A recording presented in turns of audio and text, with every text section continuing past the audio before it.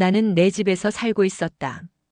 그런데 그날 이후 나는 내 집에서 살게 된 사람이 아니라 살고 있어도 되는지 눈치를 봐야 하는 사람이 되어버렸다. 시작은 시어머니의 집이었다. 오래된 다세대 주택. 그 집이 재개발 지역에 걸렸다는 연락을 받으셨다고 했다. 보상금이 꽤 나왔다며 이참에 집을 새로 사야 할지 고민이라고 하셨다. 근데 말이다, 이 나이에 무슨 새 집이냐? 그 말은 이상하게 오래 남았다. 나는 모른 척했다. 아무 말도 하지 않았다. 그냥 듣기만 했다. 그런데 그 며칠 뒤 남편이 말을 꺼냈다. 엄마, 그냥 우리 집으로 들어오시라 그래. 나는 숟가락을 들고 있다가 그대로 얼어붙었다. 응? 당분간만이라도. 이사도 힘드실 테고 혼자 두기도 걱정되고. 우리 방 하나 비잖아. 그때 남편은 나를 쓱 한번 보더니 이렇게 덧붙였다. 당신은 착하잖아. 엄마도 당신 많이 좋아하시고. 그 순간 머릿속이 하얘졌다. 왜 그 말이 그렇게 싫었는지 그땐 잘 몰랐다. 그냥 끓어오르는 뭔가를 꾹 눌러 삼켰다. 착하다는 말이 그 순간부터 내게 족쇄가 되었다. 며칠 뒤 시어머니는 정말로 우리 집에 들어오셨다. 보상금은 아직 그대로 통장에 있다고 했다. 어디 집을 보러 다니는 것도 귀찮고 다시 이사 다니는 것도 싫고 요즘 집값도 불안하니까 좀 지켜보겠다고 했다. 물론 조금만이란 말도 빠지지 않았다. 그 조금만은 결국 2년을 채웠다. 같이 사는 동안 시어머니는 나름 예의를 지키는 척했다. 잔소리를 하진 않았지만 내 방식에 동의한 적도 없었다. 나의 집안일 방식, 아이 키우는 방식, 요리에 간 다 조용히 불만을 쌓는 눈빛이었다. 그래도 나는 참았다. 왜냐면 내가 선택한 일은 아니지만 누군가는 해야 하는 일이라고 믿었으니까. 그러던 어느 날 시어머니가 부쩍 밝아졌다. 옷을 다림질해서 입고 립스틱도 바르기 시작했다. 외출이 잦아졌고 통화하며 웃는 소리도 자주 들렸다. 처음엔 별 생각 없었다. 친구분들과 문화센터라도 다니시나 보다 했다. 그러다 점점 이상해졌다. 돌아오면 들뜬 표정으로 휴대폰만 들여다보셨다. 심지어 라면을 끓이며 콧노래를 부르는 날도 있었다. 그리고 결국 저녁 식사 자리에서 선언하셨다. 나 사람 만났어. 젓가락을 들던 내 손이 멈췄다. 게이트볼 치러 다니다가 알게 됐는데 자꾸 보다 보니 정이 들더라. 남편은 놀란 표정도 없이 웃었다. 와, 잘 됐네. 엄마 요즘 젊어지시더니 역시 뭔가 있더라. 나는 웃지 못했다. 그냥 밥알 하나하나를 씹었다. 소화되지도 않을 걸 알면서. 며칠 뒤 시어머니는 또 한마디 던졌다. 그분이랑 같이 지내기로 했어. 그 가치라는 말이 우리 집을 가리키고 있다는 걸 나는 본능적으로 알았다. 그리고 정말로 그 남자가 우리 집에 들어왔다. 별다른 절차도 없었다.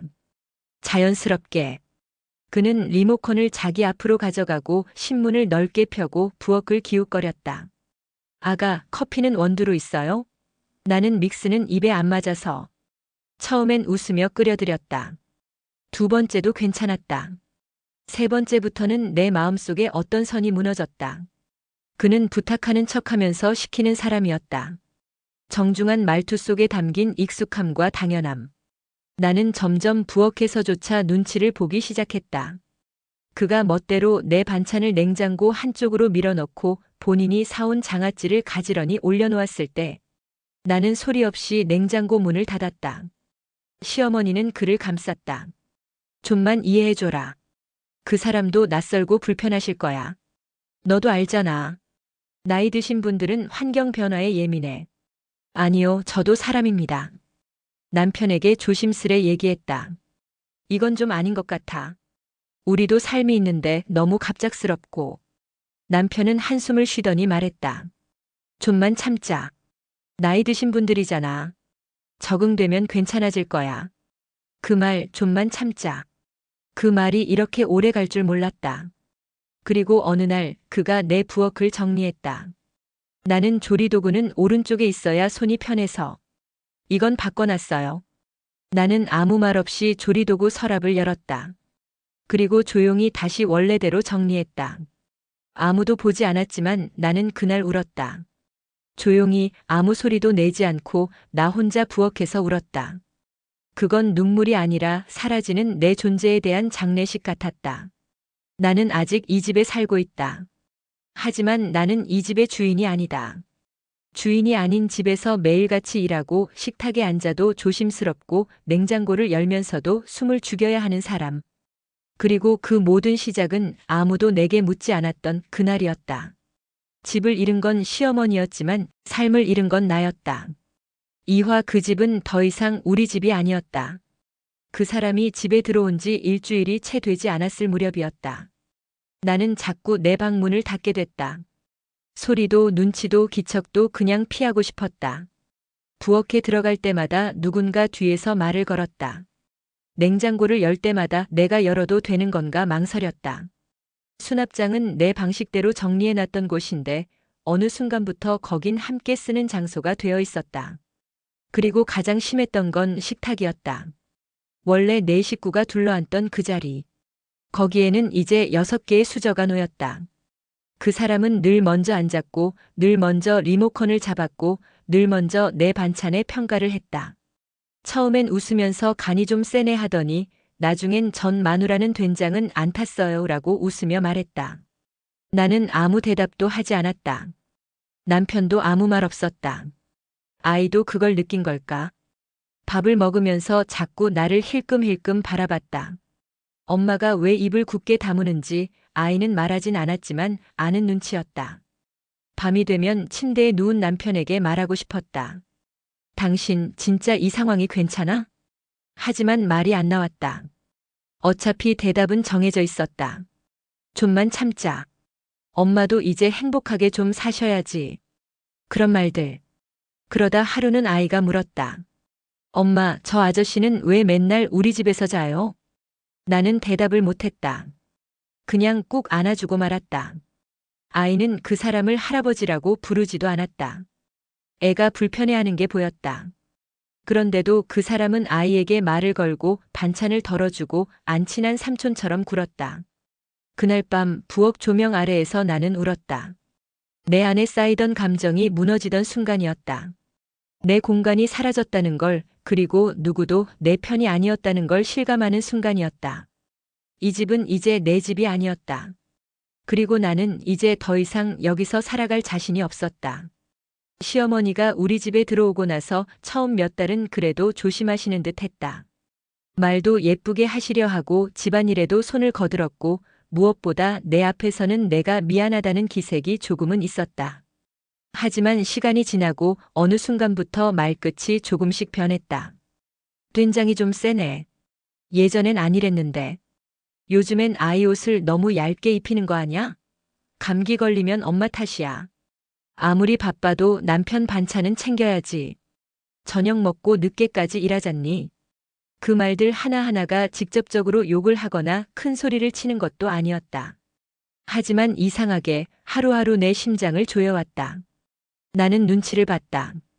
내가 한숨을 쉬었는지도 눈치를 보고 내가 먼저 방에 들어가는 순간도 눈치를 봤다. 냉장고를 열면 반찬들이 정리된 방식이 달라져 있었다. 내가 만든 나물은 뒤쪽으로 밀려 있었고 시어머니가 만들어 놓은 김치는 맨 앞에 자리 잡고 있었다. 부엌의 도마 위치, 수저통 방향, 심지어 행주에 접힌 방향까지 다 달라졌다. 누가 정리했는지 묻지 않아도 알 수 있었다. 아무 말도 하지 않았다. 시어머니도 남편도. 마치 이 집은 원래부터 그랬던 것처럼. 나는 집안일을 하면서도 나 자신이 하녀가 된 기분이었다. 가족을 위한 일상이 아니라 누군가의 감시 아래에서 평가받는 일과처럼 느껴졌다. 하루는 내가 청소기를 돌리고 있는데 시어머니가 말했다. 이럴 땐 한 번 더 돌려야 돼. 모서리에 먼지가 남거든. 그 말에 나는 청소기를 멈추고 다시 한번 모서리를 쓸었다. 마치 시험에 떨어진 학생처럼 고개를 숙이고. 남편은 늘 중간에서 조용히 피했다. 내 눈을 피했고 시어머니와는 아무렇지 않게 웃으며 대화했다. 밤에 침대에 누우면 나는 천장을 바라보며 생각했다. 이게 진짜 가족인가? 왜 나는 가족이라는 이름 아래에서 하루 종일 나를 숨기며 살아야 하지? 한 번은 아이가 말했다. 엄마, 오늘 할머니가 내 간식 안 준 거 엄마 때문이래. 나는 아무 말도 못했다. 그리고 아이에게 미안하다고 말하면서 속으로 울었다. 그렇게 나는 하루하루 조용히 무너지고 있었다. 누구도 내게 소리 지르지 않았다. 누구도 나를 때리거나 몰아세우지 않았다. 하지만 나는 분명히 막고 있었다. 아주 조용하고 아주 지속적으로. 매일매일 작게 작게 쪼개지며 살아가고 있었다. 시어머니가 달라졌다. 언제부터였을까? 처음엔 미처 눈치채지 못했다. 그런데 지금 생각해보면 분명 변화의 조짐은 있었다. 예전엔 트레이닝복 차림으로 집안을 어슬렁거리시던 분이 어느 날부터 옷을 다림질에 입고 나가기 시작했다. 가디건에 브로치까지 달고 머리도 고데기로 살짝 말려 있었다. 화장대 앞에 앉아 립스틱을 바르던 모습을 처음 봤을 때 나는 순간 당황했다. 그리고 통화. 하루에도 몇 번씩 전화가 걸려왔고 시어머니는 누군가와 깔깔 웃으며 대화를 나눴다. 어머 그래요? 아이고 그분도 참. 나는 설거지를 하면서 그 웃음소리에 귀를 기울였다. 분명 누군가가 있다는 느낌이었다.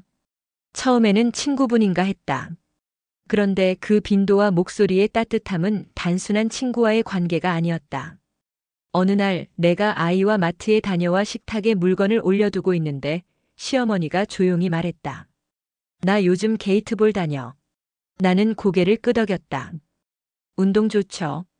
근데 말이다 거기서 좀 괜찮은 분을 만났어. 그 말을 듣는 순간 나는 젓가락을 놓을 뻔했다. 괜찮은 분? 뭐지? 그냥 몇 번 마주치다 보니까 정이 들더라. 말도 잘 통하고. 뭔가 편해. 그 말에서 시어머니의 눈빛은 10년은 젊어진 듯 했다. 어떤 기대감과 설렘 같은 것이 얼굴에 번져 있었다. 나는 웃어야 하나 말려야 하나 반응을 못했다. 다만 머릿속은 복잡했다. 지금 이 상황에서 새로운 사람을 만난다고. 그 이후로 시어머니의 외출은 더 잦아졌고 통화는 더 잦아졌다. 심지어 몇 번은 외박도 하셨다. 그리고 어느 저녁 마치 평범한 이야기를 꺼내듯 식탁에서 말씀하셨다. 그분이랑 같이 지내보려고. 내가 물었다. 어디서요? 여기서. 뭐 굳이 이 나이에 새로운 집 구하고 불편하게 시작할 필요 있겠니? 순간 식탁 위에 놓인 국그릇의 김조차 멈춘 듯 했다. 남편은 눈을 깜빡이며 말했다. 엄마가 좋으시면 뭐 나는 괜찮아. 나는 아무 말도 하지 못했다. 내 안에서 뭔가 뜨겁고 묵직한 것이 올라왔다. 그런데 아무도 나에게 물어보지 않았다. 이 집에서 함께 지내는 새로운 인연을 받아들일지 말지를 결정하는데 이 집의 여주인인 나는 그냥 참고 들어야 하는 사람이 되어 있었다. 그날 밤 나는 잠을 자지 못했다. 천장을 보며 생각했다. 이 집은 도대체 누구의 집인가? 처음엔 그냥 몇 번 스쳐 지나간 사이였지. 시어머니는 그날 저녁 평소보다 일찍 귀가했다.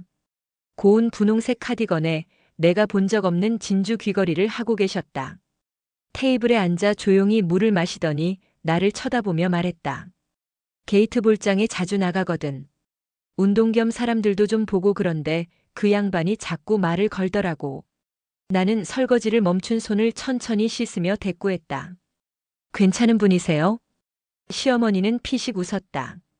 말이 많아.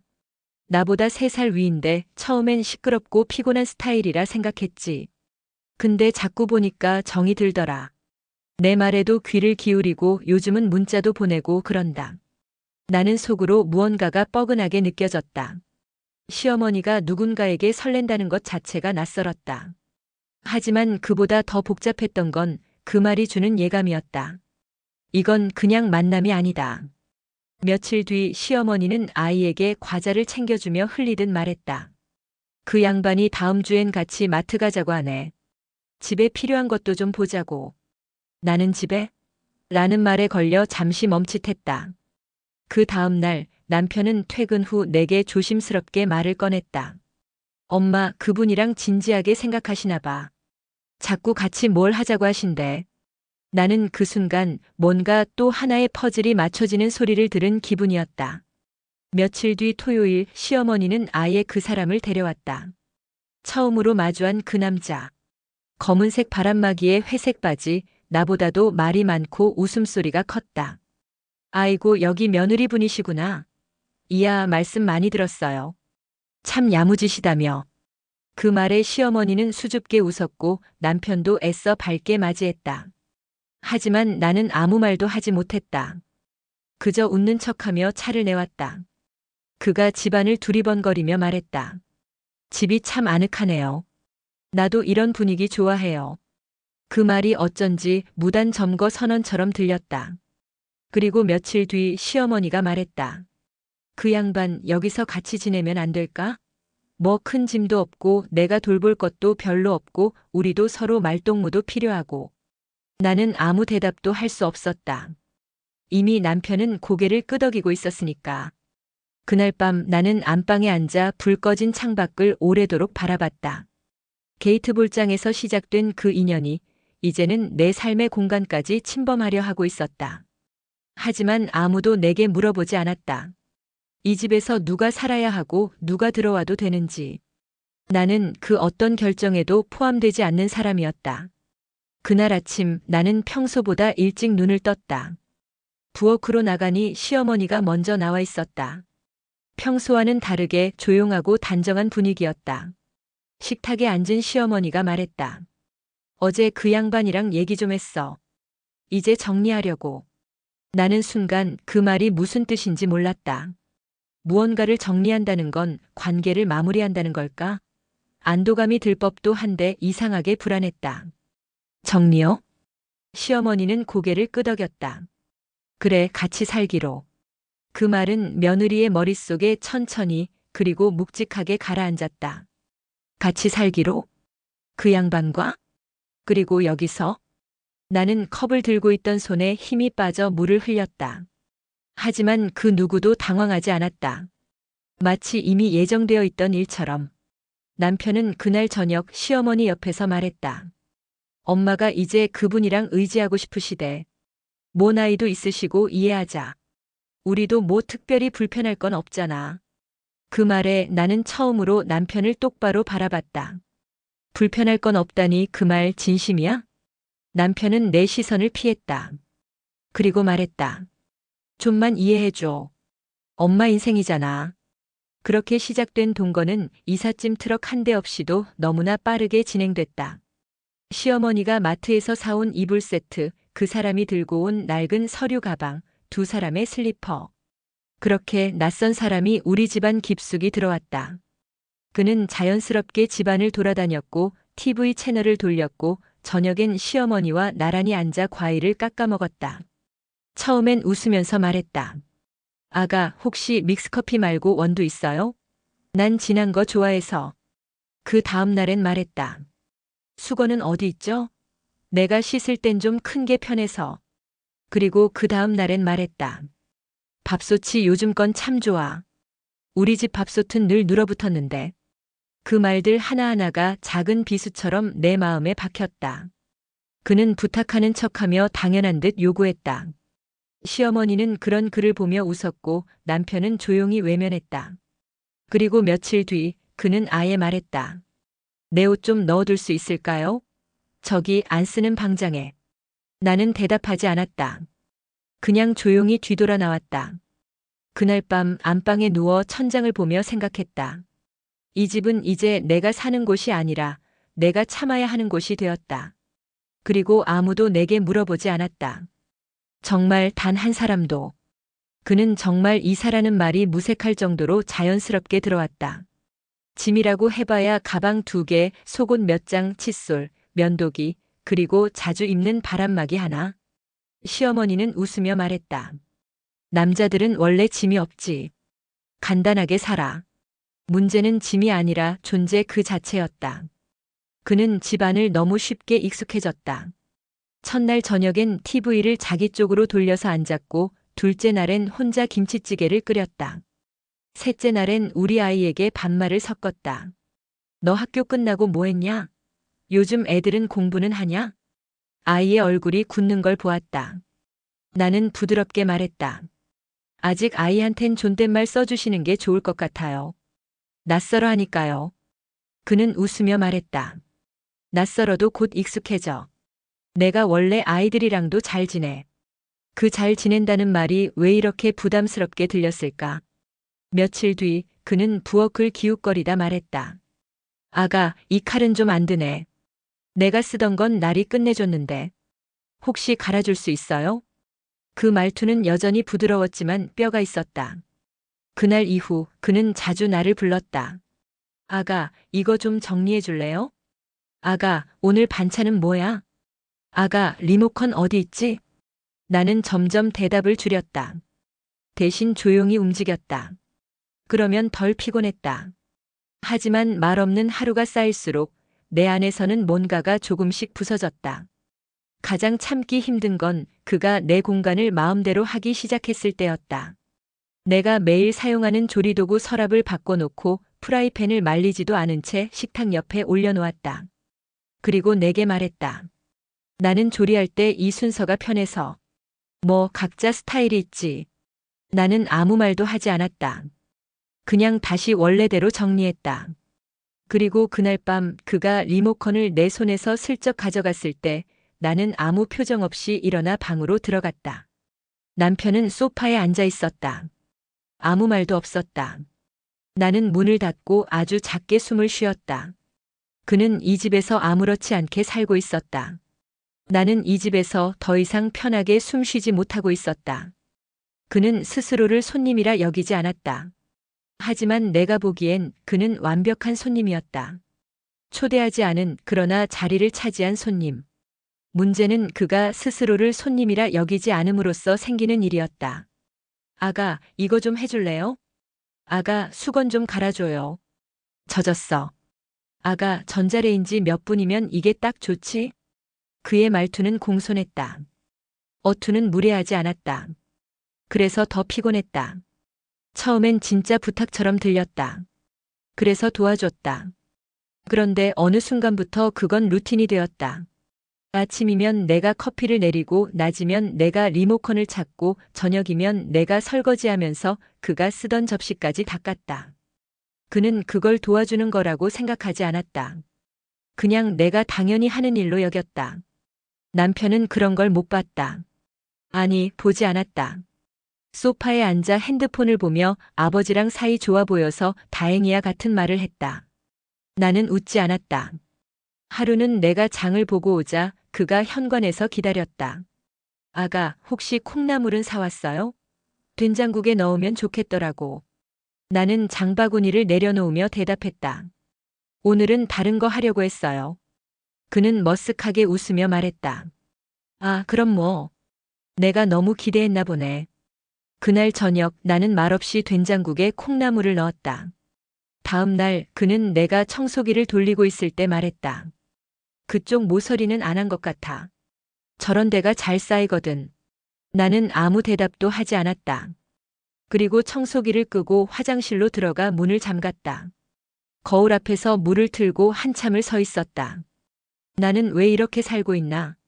남의 수건을 개고 남의 입맛을 맞추고 남의 칼을 갈고 남의 말투에 웃어주고 나는 왜 이 집에서 유일하게 부탁을 거절할 수 없는 사람으로 남아있는 걸까? 그는 손님이었다. 하지만 나는 그 손님의 하녀가 되어 있었다. 나는 그날도 조용히 부엌에서 반찬을 만들고 있었다. 새 시아버지는 거실에서 TV를 보며 컵을 달그락거렸다. 자막이 나오는 예능 프로그램에서 시끄러운 웃음소리가 흘러나왔다. 나는 조용히 칼질을 멈추고 고개를 들었다. 아가, 오늘 반찬은 뭐예요? 어제는 간이 조금 세던데. 나는 억지로 미소를 지으며 말했다. 오늘은 조금 연하게 했어요. 그 순간 시어머니가 부엌으로 들어오며 말했다. 어제 거 난 괜찮던데. 그 사람 입맛이 좀 예민해. 괜히 신경 쓰지 마. 그 말은 마치 나를 위하는 듯 했지만 실은 그 사람의 예민함을 당연시하는 말이었다. 그러고는 덧붙였다. 그 사람이 평생 혼자 살아와서 그런 거야. 사소한 거에도 민감하지. 좀만 이해해. 좀만. 그 말이 너무 익숙해서 이제는 내 심장을 치지도 못했다. 그냥 내장 어딘가를 꾹 누르는 느낌이었다. 그날 저녁 나는 조용히 식탁을 차렸다. 새 시아버지는 늘 하던 대로 먼저 앉았고 남편은 핸드폰을 보며 숟가락을 들었다. 아이는 기운 없이 앉아 있었다. 나는 조심스럽게 국을 떠서 앞에 놓았다. 그런데 시어머니가 국을 한 숟갈 뜨고는 말했다. 된장이 좀 짜네. 이 사람은 원래 심심한 맛 좋아하거든. 다음엔 조금 덜 넣어봐. 그때 나는 그 말을 들은 게 이번이 몇 번째인지 세고 있었다. 그 사람은 아무 말 없이 웃었고 남편은 아무 반응 없었다. 나는 국을 뜨던 손을 멈췄다. 식탁 위에 김이 사라지고 공기 속에 낯선 냄새만 맴돌았다. 그 순간 시어머니가 말했다. 아가, 그 사람도 이 집 식구야. 식구니까 맞춰가는 거야. 알지? 그 말은 경고였다. 이젠 진짜 내가 맞춰야 한다는. 나는 조용히 고개를 끄덕였다.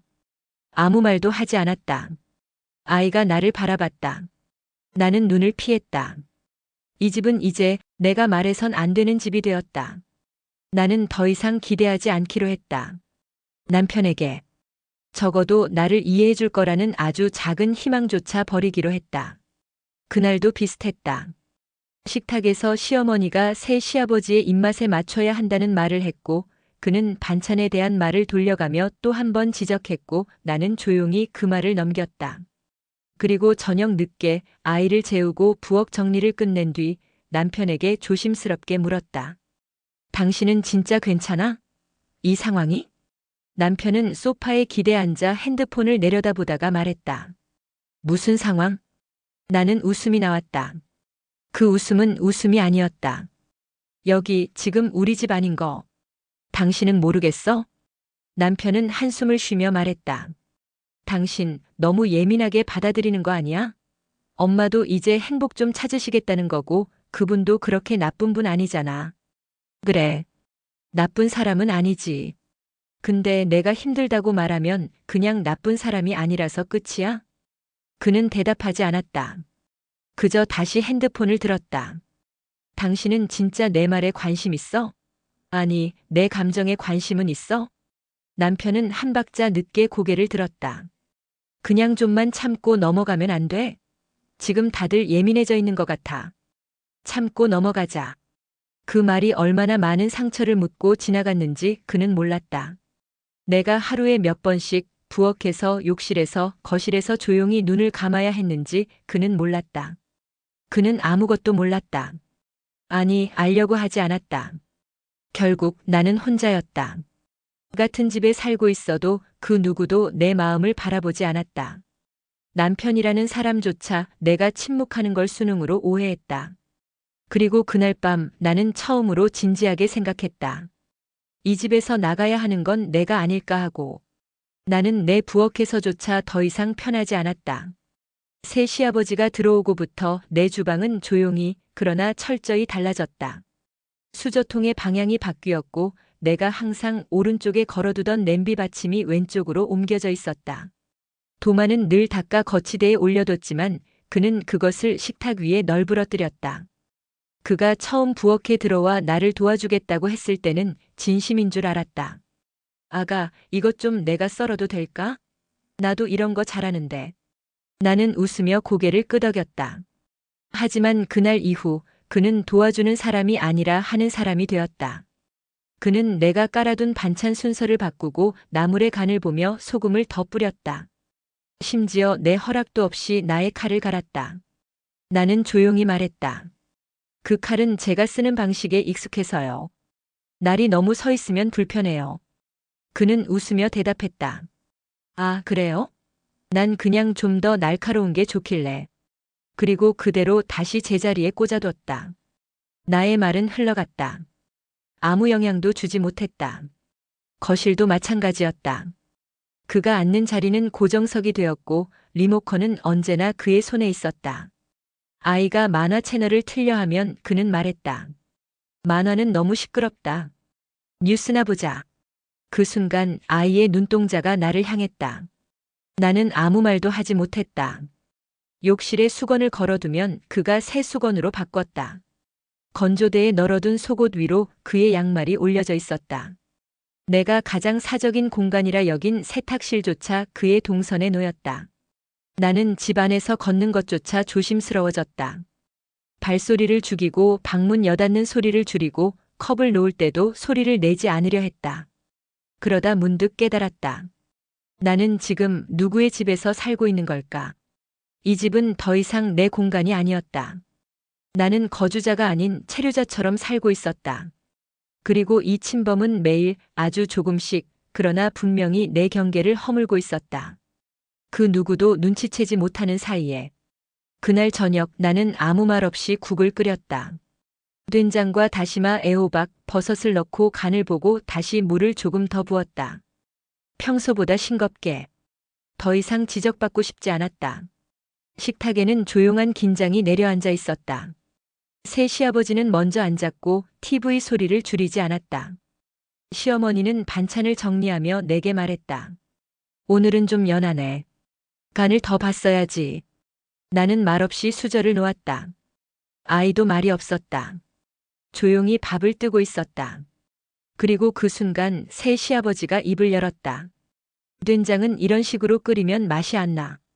예전 우리 마누라는 찌개 하나는 기가 막혔는데 말이야. 그 말에 내 안에 쌓였던 무언가가 흔들렸다. 순간 수저가 손에서 떨어졌다. 식탁 위에 부딪힌 소리가 유난히 크게 울렸다. 모두의 시선이 내게 쏠렸다. 나는 천천히 눈을 들어 그를 바라봤다. 그 말을 지금 여기서 하셔야겠어요? 그는 어리둥절한 표정이었다. 시어머니는 얼굴이 굳었고 남편은 아무 말도 하지 않았다. 나는 조용히 말을 이었다. 여기가 당신 집이세요? 내가 당신을 위해 매 끼니 밥상을 차려야 하는 이유가 뭐죠? 정적. 아무도 대답하지 않았다. 전 이 집에서 매일 눈치 보고 삽니다. 부엌도 거실도 심지어 제 방 문 여닫는 소리도. 그런데 이제 밥맛 비교까지 들어야 하나요? 그의 입이 벌어졌지만 아무 말도 나오지 않았다. 시어머니가 작게 말했다. 아가 그게 무슨 말버릇이니? 어른께 그런 식으로 말하면. 나는 그 말에 멈춰섰다. 그리고 조용히 일어나 식탁을 떠났다. 누군가는 그 순간을 예민하다고 말할 것이다. 누군가는 과민 반응이라 할 것이다. 하지만 나에겐 그것이 선을 넘은 첫 순간이었다. 내가 더 이상 이 자리에서 말없이 밥을 떠먹을 수 없다고 느낀 순간이었다. 그날 이후 식탁의 공기는 바뀌었다. 나는 더 이상 반찬에 대해 설명하지 않았고 새 시아버지는 이전처럼 말을 붙이지 않았다. 시어머니는 무언의 한숨을 길게 쉬었고 남편은 여전히 중립을 가장한 침묵으로 앉아 있었다. 가장 큰 변화는 아이였다. 우리 아이는 눈치를 보기 시작했다. 식사 시간이면 숟가락을 잡고도 밥을 뜨지 않았다. 내 표정을, 아빠의 눈치를, 할머니의 반응을 번갈아가며 훑었다. 아이의 눈빛은 말하고 있었다. 왜 우리 집이 이래요? 하지만 나는 대답해 줄 수 없었다. 내가 무너져가는 걸 가장 먼저 알아챈 건 아이였다. 어느 날 아이가 조심스레 물었다. 엄마, 아저씨는 언제 가? 나는 대답하지 않았다. 대신 아이를 안아주었다. 너무 세게. 그 말은 나조차 하고 싶었던 말이었다. 그리고 다른 날 아이가 내게 등을 돌린 채 말했다. 엄마, 나도 말하면 혼나요? 그 순간 나는 무너졌다. 아이에게도 이 집은 이제 편한 곳이 아니었다. 나는 엄마의 길을 포기한 적이 없었다. 하지만 점점 엄마다운 무언가가 내 안에서 사라져가고 있었다. 아이를 바라보는 눈이 흐려졌다. 아이의 웃음을 지켜줄 수 없다는 무력감이 내 숨을 눌렀다. 그날 밤 나는 아이 옆에 누워 오래도록 등을 토닥였다. 작고 따뜻한 등이 세상에서 유일하게 나를 붙잡아주는 것 같았다. 그러면서도 생각했다. 내가 이렇게 무너진 엄마의 모습으로 남아도 되는 걸까? 이 집에 있으면 이 아이조차 나를 잃게 되진 않을까? 그날은 아무 일도 없어야 할 평범한 하루였다. 나는 조용히 아침을 차렸고 아이는 학교에 갔다. 남편은 출근했고 집엔 나와 시어머니 그리고 그 사람이 남아 있었다. 부엌에 있던 나는 무심코 들려오는 대화를 듣게 되었다. 아니, 내가 그 칼 바꿔놓은 게 뭐가 그렇게 불편하대? 나름 편하라고 그런 건데. 그 사람이 웃으며 말했고 시어머니는 대답했다. 젊은 사람들은 별걸 다 예민하게 받아들여. 그냥 적응할 시간이 필요해. 그 말에 나는 칼을 내려놓았다. 도마 위에서 오이 조각이 멈춰 있었다. 그 순간이었다. 내 마음 어딘가에서 끊어졌다는 소리가 났다. 나는 수건으로 손을 닦고 방으로 들어가 옷장을 열었다. 아이 옷 몇 벌, 내 옷 몇 장, 세면도구, 속옷 몇 개. 작은 여행 가방 하나에 조용히 담았다. 출근한 남편에게는 메시지를 보냈다. 당분간 친정에 있을게. 어떤 설명도 감정도 담지 않았다. 이미 내가 무너진 과정을 그는 너무 오래 외면해왔으니까. 아이 하원 시간에 맞춰 학교 앞으로 갔다. 아이를 본 순간 그 작은 얼굴이 환하게 밝아졌다. 엄마, 오늘 왜 여기 있어? 나는 미소 지으며 말했다. 엄마랑 오늘은 같이 가자. 할머니 집에 가자. 아이는 아무것도 묻지 않았다. 그저 내 손을 꼭 잡았다. 마치 이게 맞는 일인 걸 이미 알고 있었다는 듯. 집으로 돌아가지 않았다. 이사도 싸움도 고함도 없었다. 그저 조용히, 아주 조용히 나는 그 집을 떠났다. 남편은 전화를 하지 않았다. 그가 지금 무슨 생각을 하고 있을지는 중요하지 않았다. 이건 나를 위한 선택이 아니라 아이를 지키기 위한 탈출이었다. 나는 처음으로 돌아가고 싶지 않다는 마음을 명확하게 느꼈다. 그리고 그 순간 나는 살아있었다. 처음엔 아무 반응이 없었다. 문자 한 통 남기고 집을 떠났을 때 나는 남편이 곧 전화를 걸어오리라 생각했다. 적어도 이유는 묻겠지. 아니면 찾아오겠지. 하지만 아무것도 없었다. 이틀째 되는 날 나는 그가 정말로 아무것도 하지 않으려는 거란 걸 깨달았다. 그리고 3일째 아이가 물었다. 엄마, 아빠는 우리 안 보고 싶대. 그 말에 내가 할 수 있는 대답은 없었다. 그날 저녁 남편은 결국 집에 돌아와 아무도 없는 거실을 마주했다. 시어머니는 무심히 말했다. 짐 싸서 나갔더라. 친정 간 모양이야. 그 순간 남편은 처음으로 진짜로 방 안을 둘러봤다. 정리된 옷장, 사라진 칫솔, 텅 빈 화장품 선반. 그제야 그는 무언가를 느낀 듯 했다. 그는 조심스레 시어머니에게 말했다. 엄마, 혹시 무슨 일 있었어요? 시어머니는 고개를 돌리며 말했다. 뭘 그렇게 예민하게 굴어. 요즘 며느리들이 워낙 까다로워서 그래. 곧 돌아오겠지. 하지만 남편은 이상하다는 걸 느꼈다. 그날 밤 그는 아이에게 전화를 걸었다. 아빠야. 잘 지냈어? 아이의 대답은 짧고 단호했다. 엄마 울었어. 아빠가 엄마 힘든 거 몰랐어? 그 말은 벼락처럼 가슴에 박혔다. 그제야 그는 생각했다. 최근 몇 달간 며느리가 얼마나 말이 줄었는지, 웃음이 사라졌는지, 늘 조용히 무언가를 정리하고만 있었다는 걸. 그는 소파에 앉아 허공을 오래 바라보다 조용히 말했다. 내가 아무것도 안 했구나. 그 말이 입에서 나온 순간 그제야 후회가 진짜로 시작되었다. 그리고 다음 날 그는 혼자 친정 근처까지 차를 몰았다. 차창 너머로 본 아내는 아이와 마당에 앉아 있었다.